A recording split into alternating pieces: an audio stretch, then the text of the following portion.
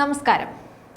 ഹിസ്ബുള്ളയെ കത്തിച്ച് ചാരമാക്കാൻ ഇറങ്ങി തിരിച്ചിരിക്കുകയാണ് ഇസ്രായേൽ കടുത്ത ആക്രമണങ്ങളിലേക്ക് കടക്കുന്നതായാണ് വിവരം.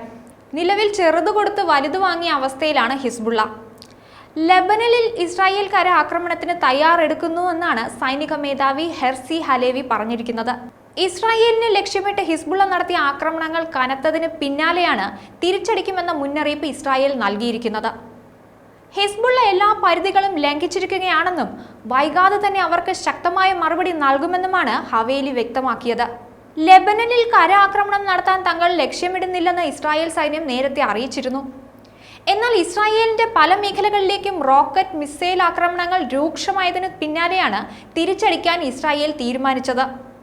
ഇസ്രായേലിന്റെ തെക്കൻ മേഖലയിലെ നഗരമായ എമിലേറ്റിലെ ഹിസ്ബുള്ള നടത്തിയ ഡ്രോൺ ആക്രമണത്തിൽ 2 പേർക്ക് പരിക്കേറ്റിരുന്നു.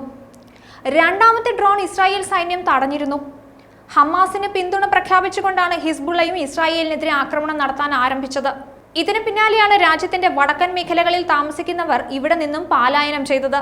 ഇതോടെ തങ്ങളുടെ പൗരന്മാർക്ക് അവരുടെ വീടുകളിലേക്ക് മടങ്ങാനും സുരക്ഷിതമായി താമസിക്കാനുമുള്ള അന്തരീക്ഷം ഒരുക്കുമെന്ന് ഇസ്രായേൽ പ്രഖ്യാപിച്ചു.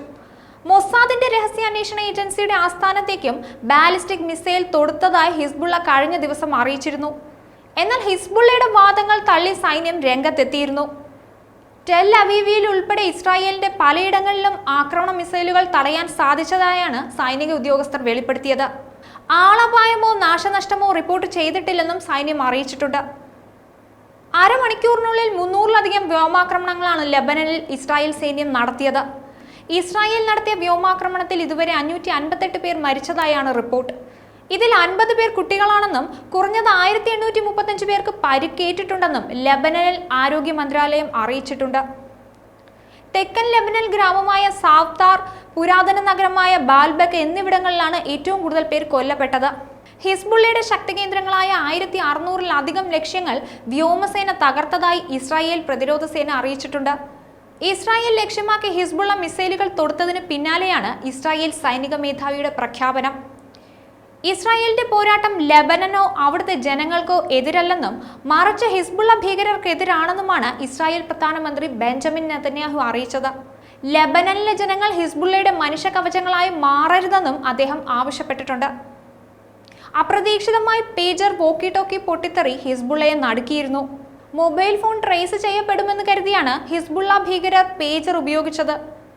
എന്നാൽ ഈ പേജറാണ് വളരെ അപ്രതീക്ഷിതമായി പൊട്ടിത്തെറിച്ചത്.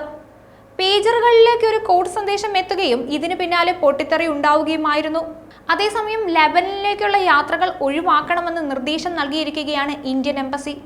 വ്യോമാക്രമണങ്ങളുടെയും സ്ഫോടനങ്ങളുടെയും പശ്ചാത്തലത്തിലാണ് നിർദ്ദേശം പുറപ്പെടുവിച്ചത്. ഇനിയൊരു അറിയിപ്പ് ഉണ്ടാകുന്നതുവരെ യാത്ര പാടില്ലെന്നും എംബസി നിർദ്ദേശിച്ചിട്ടുണ്ട്. നേരത്തെ ഓഗസ്റ്റ് 1-ന് എംബസി ഇതേ നിർദ്ദേശം പുറപ്പെടുവിച്ചിരുന്നു.